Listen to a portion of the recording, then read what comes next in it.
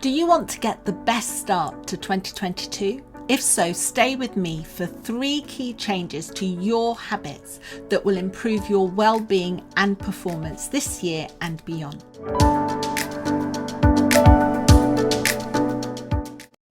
Now, my name's Sonia Gavira, and as a leadership and success coach, my aim is to help you become the leader that you want to be and that we all need, and have a little bit of ease and fun along the way too.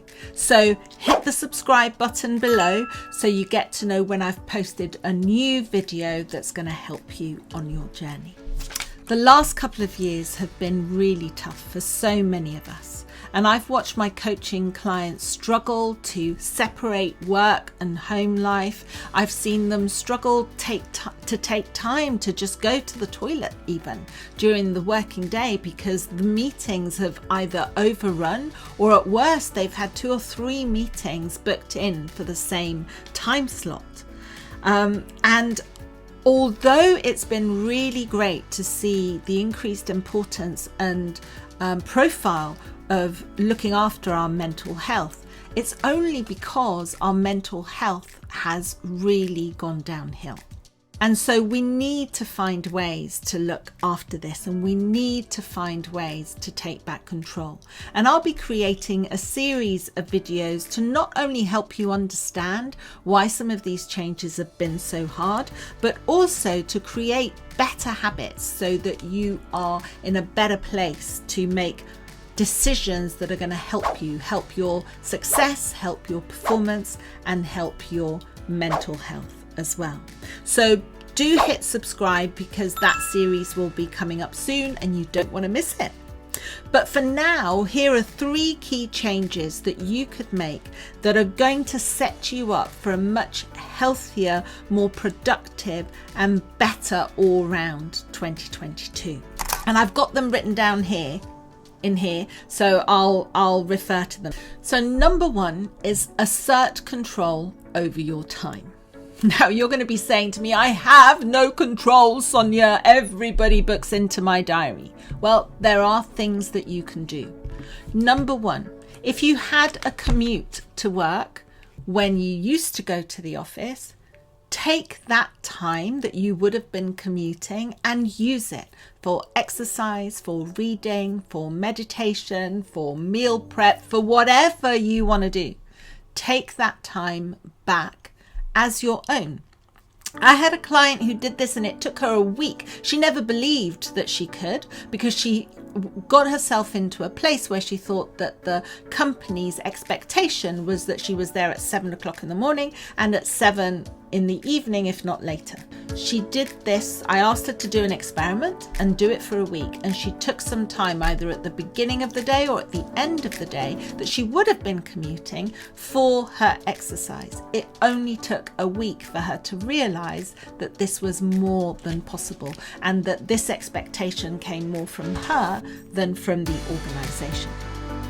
The other thing that you can do is block out time in your calendar. Block it out for time with yourself, time between meetings, for actually getting some work done. And make sure that those are not moved. You have control over your calendar. Will there be exceptions? Of course. But if you can get a few blocks every week to work, to actually get stuff done rather than being in one meeting after the other, life will be much better for you and a lot more productive for the organization. Number 2 is communicate your intentions. You may think that people know what you're doing, that people can see what you're up to, that people know that your intention is to do an amazing job, but unless you tell them, they will be too busy with their own stuff to notice. This happened to me when I was working at Marks and Spencer's eons ago, big retail organization in the UK, and I thought that everybody would see what I was doing and would see how hard I was working. But they were too busy to notice. So unless I told them what I'd done, told them what I'd achieved, then they couldn't see it. Right now, what you need to do is make sure that people know that your intention is to be productive, your intention is to be successful, And your intention is to get the work done.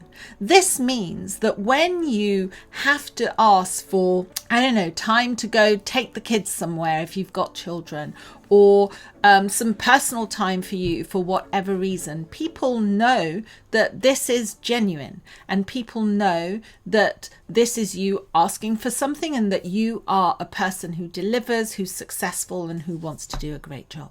So make sure, particularly in this time when we're not always seen, to communicate what you're doing, what you're achieving, and how things are going. And then number 3, and it's the last one today, but definitely not least, is prioritize your well-being. I have so many people who've said to me, oh, my organization isn't really looking after us, and not giving us this, not giving us the other, or they don't really care. What I want you to understand is that your well-being is yours. And if you don't prioritize your well-being, how on earth can you expect anyone, including your organization, to do it for you? Can organizations do things better? Yes, of course. But the priority is for you to prioritize your well-being. So if you need breaks between meetings, fit them in. If you need time to exercise, fit them in. Because at the end of the day, if you are physically and mentally looking after yourself, your performance for the organization, your performance in your business will be so much better. Now, to help you with all of this, I've taken Dr. Dan Siegel's Healthy Mind Platter, and I've created a little download for you that will help you prioritize your time, prioritize your well-being, allocate time to the right things. And it's a free sheet that you can download here that's going to help you make the changes that you need to make to have the best possible 2022. Thanks for listening. Don't forget to subscribe on the button below, and I'll see you in my next video. Take care.